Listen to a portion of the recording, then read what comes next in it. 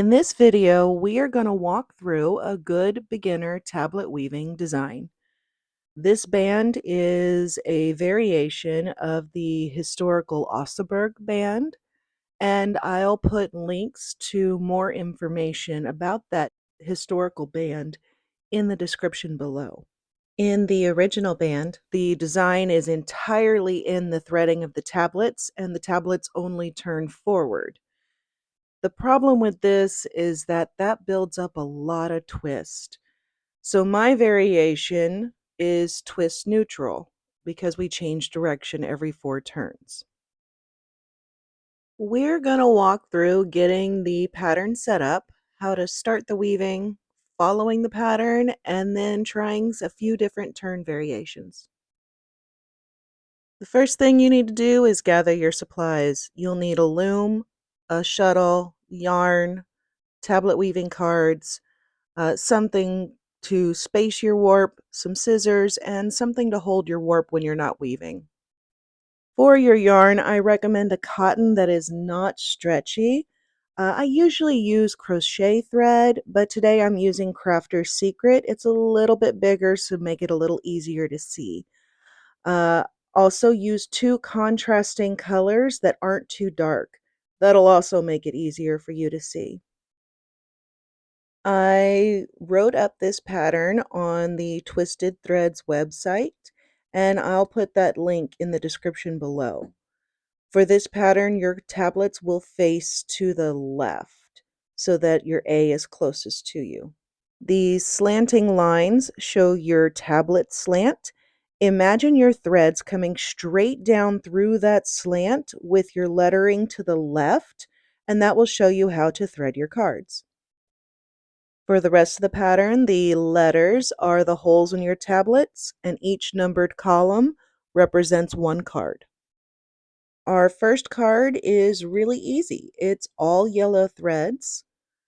So I'm going to wind 4 yellow threads onto my loom. I'm using a short path because this is just a practice piece.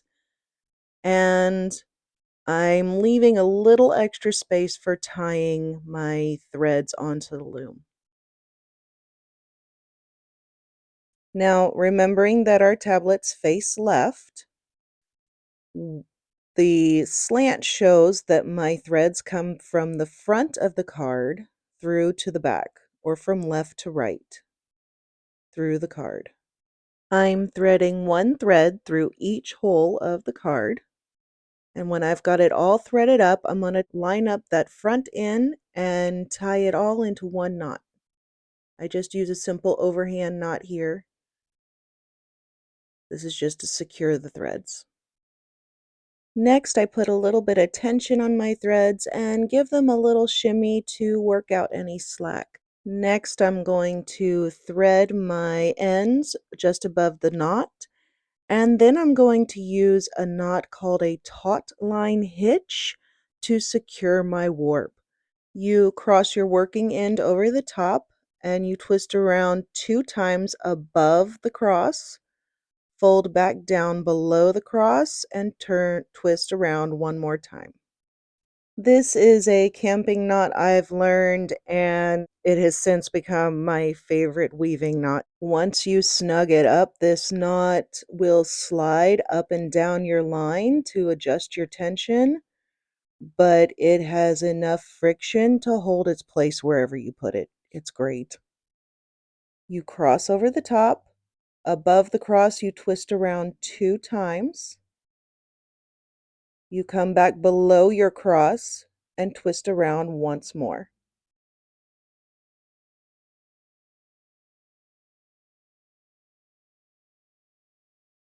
You pull up to cinch up. This gives you an adjustable knot that lets you tweak your tension quickly and easily. Card number 2 is all blue threads, so another easy one. So we're going to wind on 4 blue threads, again leaving some extra space to give yourself room to tie a knot. With the card facing left, the threads go through from the back to the front or right to left through this card. And again, one blue thread through each hole of the card. Line up the cut ends, tie an overhand knot, and then we're gonna put tension on the threads, give them a little shimmy, and secure them with another taut line hitch. At this point, I realized I had cut these threads a little too short, but that's okay. This hitch is just going to be a little snugger than the other one. Observe my struggle as I had to resort to a crochet hook. Card 3 is all yellow again. So we're going to wind on 4 yellow threads, cutting them a little bit longer this time. The card slant shows the threads going through the back of the card to the front, or from right to left. One thread per hole. Then we tie our knots and tension and secure. Please pause as you need to catch up. I sped up all of these videos, otherwise we'd be here for 3 hours watching me warp a loom, and that's just boring to everybody.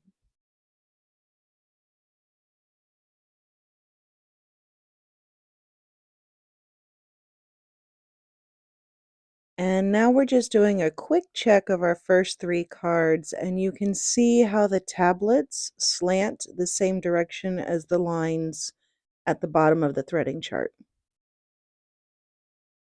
Now card 4 is our first one that has different colors. We have 3 blue and 1 yellow. So we're going to measure out 3 blue threads, and then I'm going to add in 1 yellow one.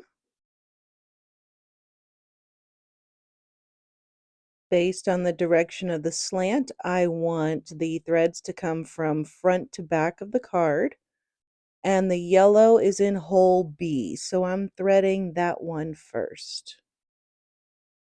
And then the rest of the holes are blue. Make sure all the threads are coming from the same side, from front to back, and just double checking that's correct. Then we finish this one by tensioning and knotting the way we've done before.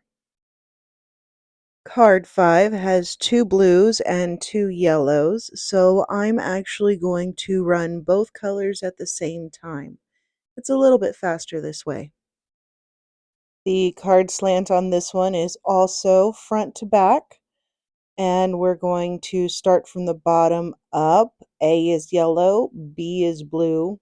I did the B first here, oops. C is yellow, and then a D is blue.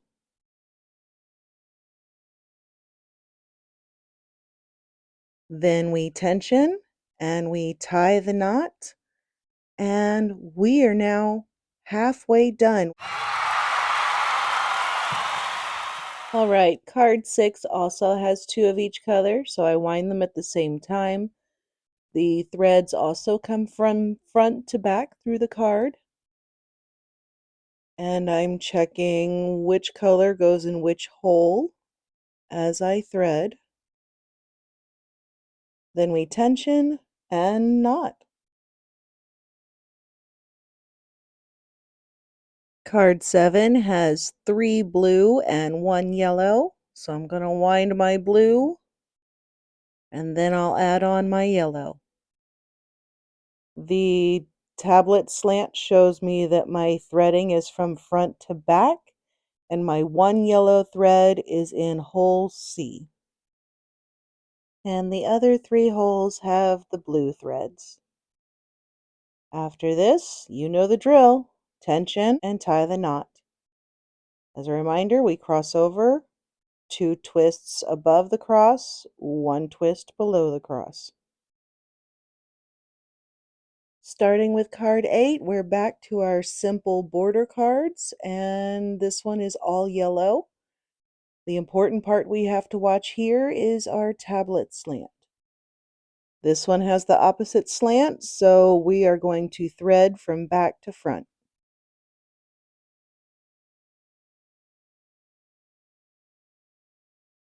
You know the drill. Tension and knot.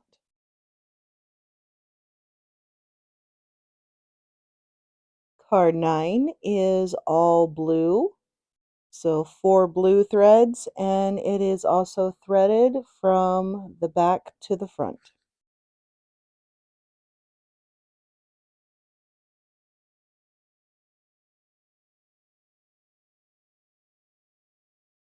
Can you guess what I'm going to say next? We're going to tension and tie that knot. Last one! Card 10 is all yellow, so 4 yellow threads, and notice our card slant has changed again. So we're going to thread this one from front to back. This one I totally forgot about my camera angles, so I barely got this on screen. Sorry, y'all. And after we tension and knot this last card, we are done threading. Yay! If you need to, now is a good time to take a little break. Our next step is going to be using our snazzy taut line hitches to adjust our tension. We want to make sure all of our cards are about the same tension so that they're all even and equal.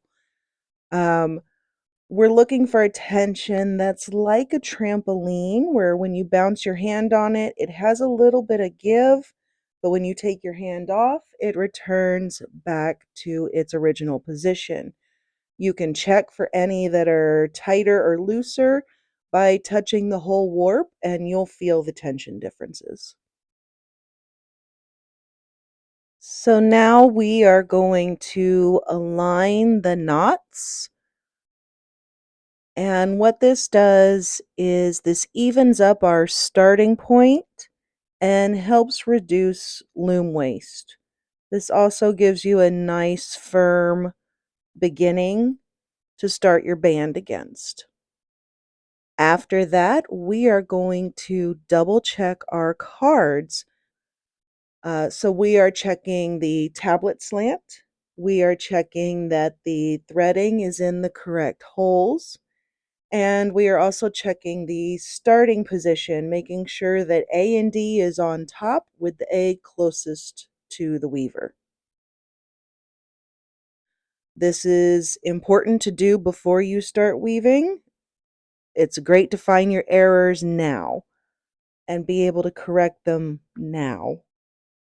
If you do find a card turned, just turn it to align it with the rest of the cards. A nifty little trick to help keep your threads from sliding off the loom: use a rubber band or an O-washer on the edge of a couple of pegs. This helps keep everything secure and in place.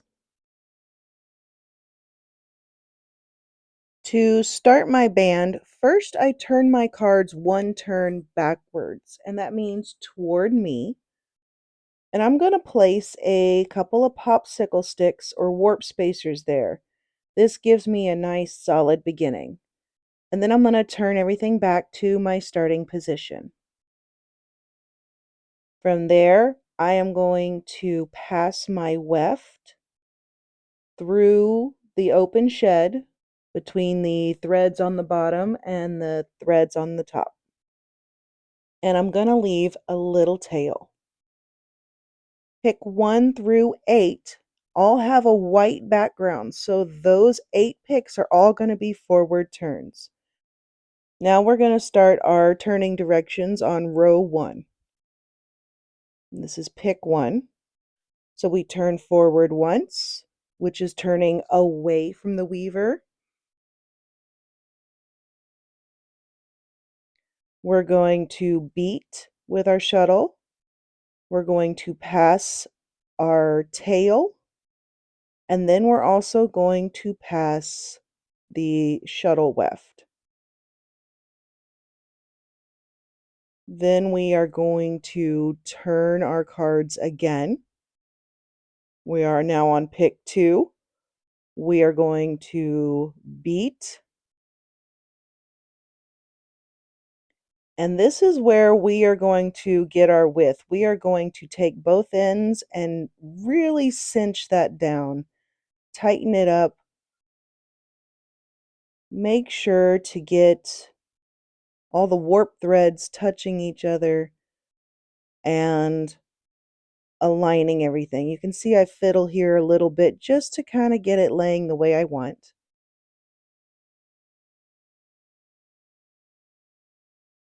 I beat again. I pass my tail. I then pass the shuttle weft and leave little loops.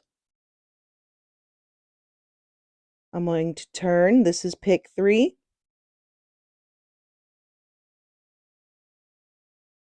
I'm going to beat.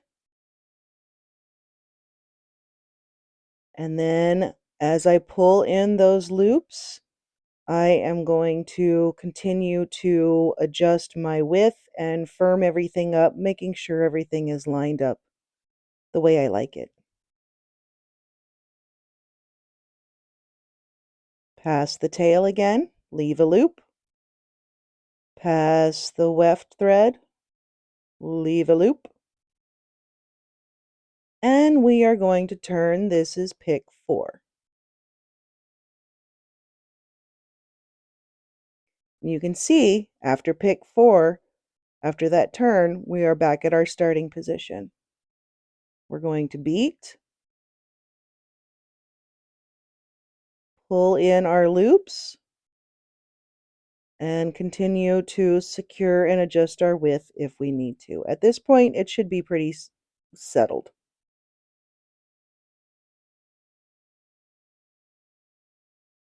I will pass my weft. At this point, I'm going to leave the tail. Now we are on pick 5, turn 5. We turn forward, away from the weaver, pass the shuttle, beat, pull your little loop,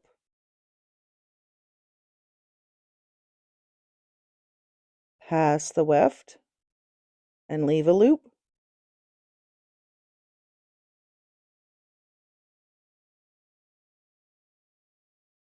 Just tucking that tail out of the way. This is going to be turn 6 for pick 6.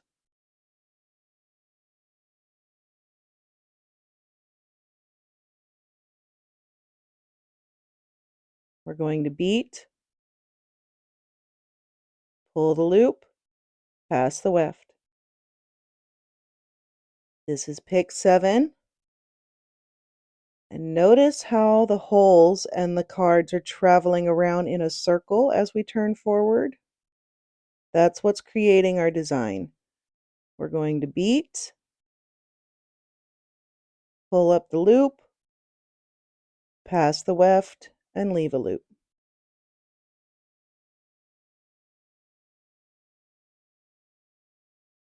And one more turn. This is turn 8. I like to give things a little wiggle, sometimes pull them apart. Check our cards, be sure everybody is back to starting position. And you'll be back at starting position every 4 turns.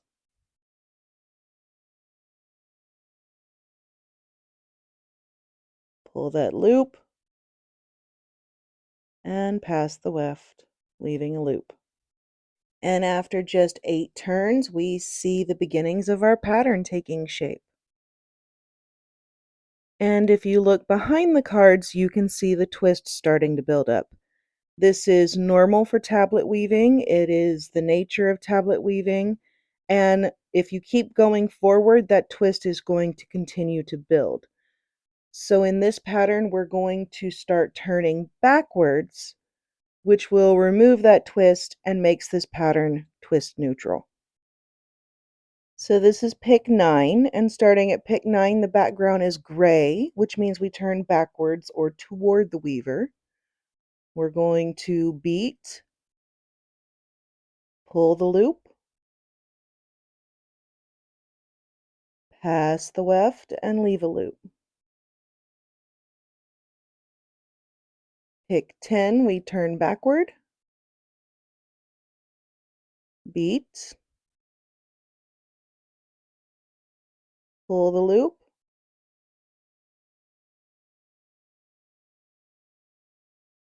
pass the weft, and leave a loop. Pick 11. Notice our letters on our card. This helps us keep track of where we are. Beat, pull the loop, and pass the weft, and leave a loop. Pick 12. Turn the cards. Beat, pull the loop, pass the weft, and leave a loop. Now we are on pick 13, and we know we've completed pick 12 because we're back to our starting position, so this is pick 13.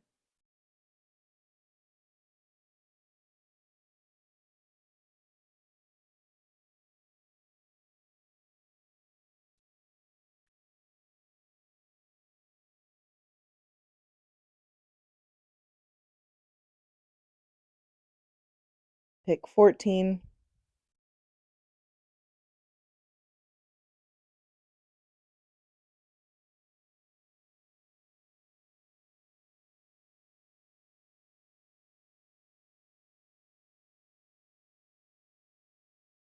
Pick 15.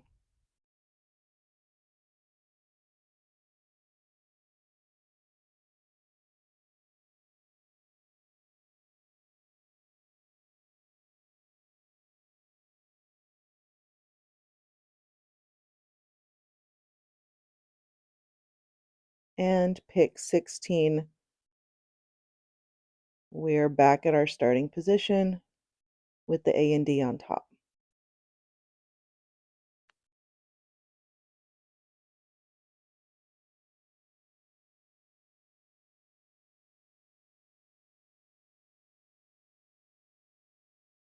And as we look a little closer at our weaving, you can see where the direction change happened. You can see the pattern mirroring itself. And you can also see these little spots where the weft shows. That's normal. That's expected to happen when your twist is changing directions. So next we are going to advance and give ourselves a little more weaving room. I'm going to take out my popsicle stick. I'm going to loosen my tension, give it a little bit of slack, and we're going to just slide the warp forward until it's just above the front peg. Readjust your tension, and we're ready to keep weaving. Make sure your cards haven't spun around and done flippy floppy things. And now we're ready to turn forward again. You can tell that by the white background in the pattern. And we are at A and D, so we are ready to start our first turn forward. You can see I'm strumming the cards a little bit and I'm making sure my shed is clear. I had a little problem with a thread catching on a card next to it after I retightened my tension. And that can happen sometimes. That's normal. So we're going to beat, pull up that loop, pass the weft, and leave a loop. And as we are turning, if you lose track of where you are, look at your lettering on your cards. This can help you keep track. So our starting position is A and D. After your first turn, you've got A and B on top. After your second turn, it'll be B and C on top, which is where we are right now.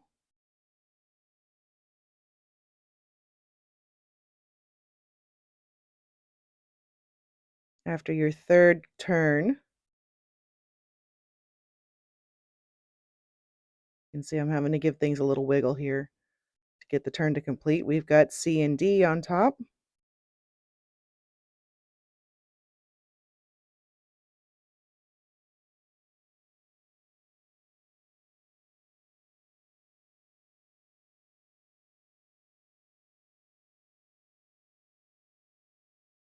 And our next turn, We are back to A and D on top, and so that will tell us that we have completed pick 20.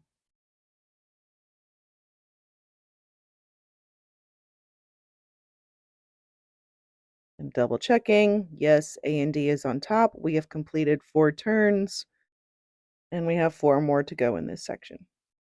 So that's how I keep track of where I'm at. So again, let's practice keeping track of our position. Our first turn, we start with A and D on top, and after our turn, we have A and B on top. You can look and see if your weft is loose, if you've passed your weft yet or not. Now we have B and C on top. That's completion of 2 turns.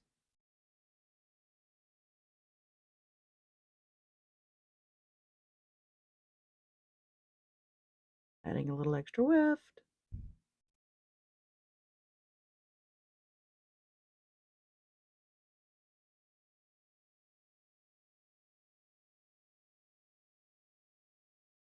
I just had to check there. If your weft is loose, we haven't turned yet. So we've completed 2 turns. This is 3rd turn. Now we have C and D on top.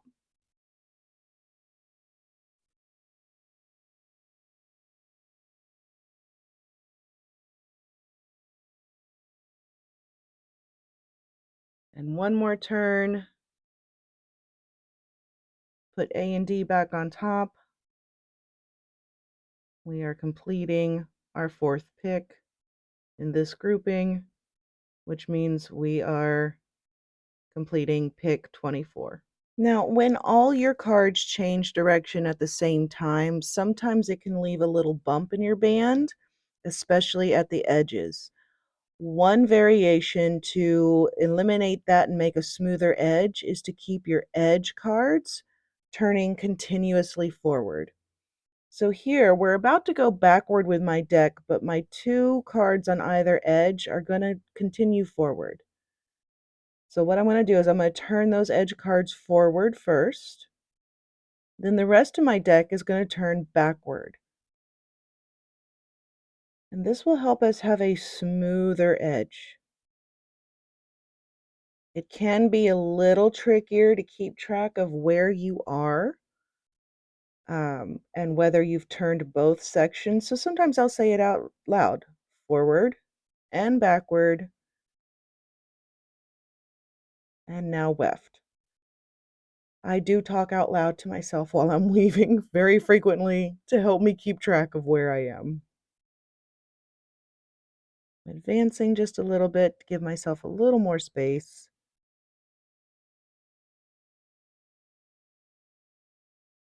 Third turn, forward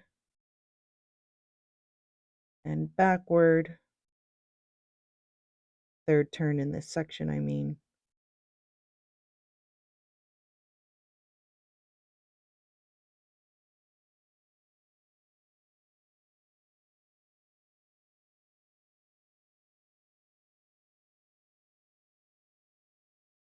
And then my fourth turn, forward and backward. And your cards should all be back at your starting position. Whether they were going forward or backwards, they should all be back to A and D now. And now you can notice how the edge is a lot smoother at that direction change, at that transition point. Let's walk through that one more time, just a touch faster. Turn 1, turn forward and backward.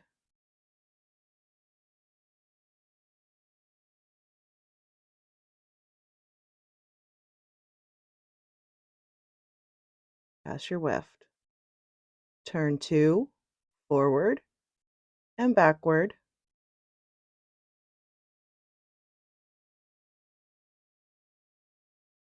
Beat and pass your weft.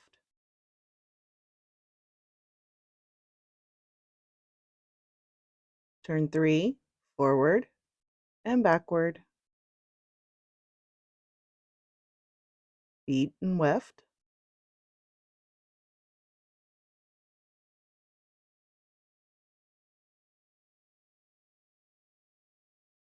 turn 4, forward, and backward. Everything is in groups of 4 because we have a 4-sided card. And beat and weft.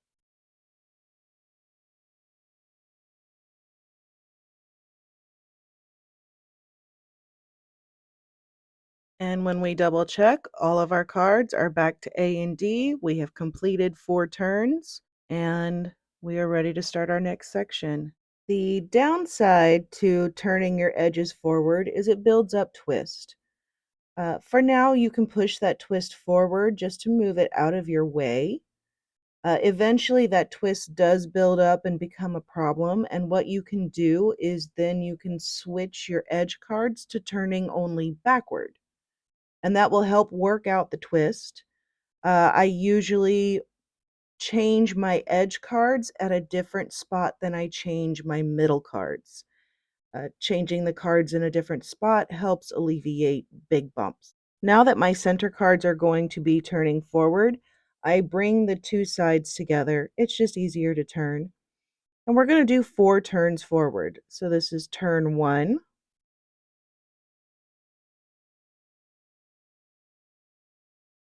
turn 2,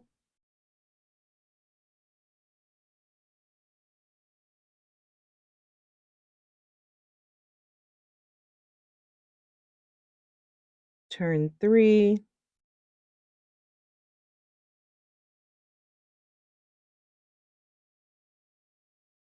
and turn 4.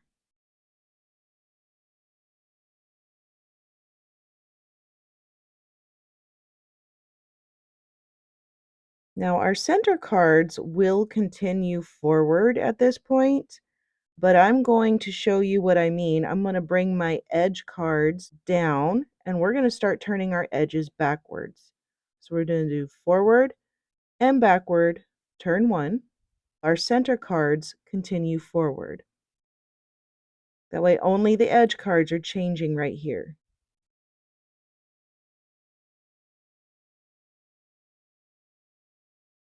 Forward and backward, turn 2.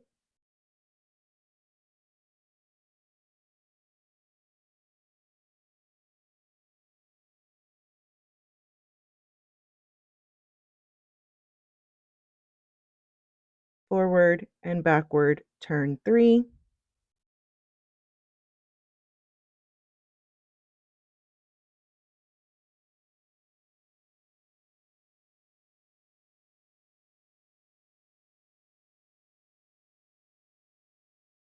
And forward and backward, turn 4. That completes our 4-turn section. And everything is back to A and D. And you can notice how that minimizes the bumps at the direction changes where the edges change direction. Our center direction change has a smaller bump, and then 4 picks later, our edges change and it's a smaller, less noticeable bump. So now that we've got the basics of weaving down, we can look at different variations on the number of turns. So here, my edge cards are turning backwards, but my center cards are also turning backwards. So that's turn 4, turn 5, turn 6, turn 7, and turn 8. Now, if we were sticking with our turn neutral pattern, here's where we would change to going forward. But we're going to continue turning backwards and do another 8 turns. This imitates the original Oseberg band, at least for a little section. So this is turn 1, turn 2, turn 3, turn 4, turn 5, turn 6, turn 7, and turn 8 of our second group of 8. Total of 16 backward turns. So we have this repeating pattern on the front. We have another repeating pattern on the back. So actually either one could be your preferred pattern. And you could keep going in this direction, or you could turn and go forward at this point. Your direction switch could start any time that you are at your A and D starting point. You could also switch directions at other points for a slightly different design, which could be really neat. When your twist builds up, just push it further back on the loom, and then when you change directions, that twist will eventually work itself out. That's an easy way to handle twist buildup, especially as a beginner. When you want to pause your weaving, I always recommend ending at the end of a pattern for repeat. This way you know that when you come back to it, you're going to start a fresh repeat. I can tell from my card position that I'm a couple turns from the end, so I'm going to finish out those couple of turns. And when those are done, I am going to use a knitting stitch holder to secure my cards and keep them from twisting out of place. You could also use a pencil or a chopstick or a piece of string. Anything that'll just keep them from turning. If you have any questions about this beginning band, put them in the comments below. I read all the comments and I try to answer them as frequently as I can. And happy weaving! Winnie, I needed to measure things. I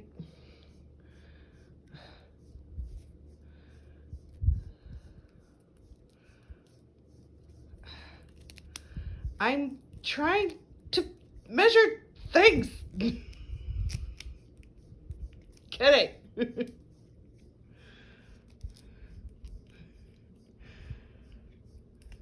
Stop.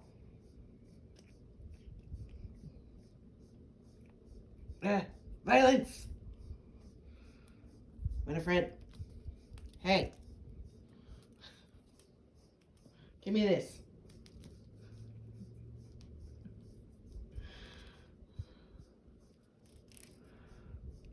that a calico paw? Stop. I'm trying to wind it back up. Okay, fine. Ah. Ah.